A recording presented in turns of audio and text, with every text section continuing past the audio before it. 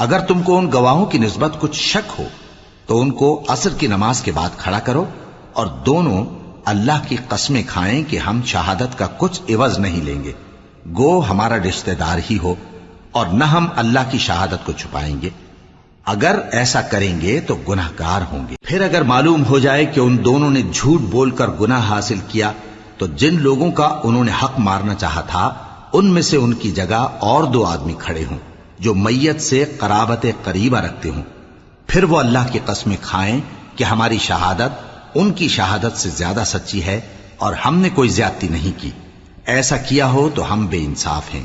اس طریق سے بہت قریب ہے کہ یہ لوگ صحیح صحیح شہادت دیں، یا اس بات سے خوف کریں کہ ہماری قسمیں بھی ان کی قسموں کے بعد رد کر دی جائیں گی۔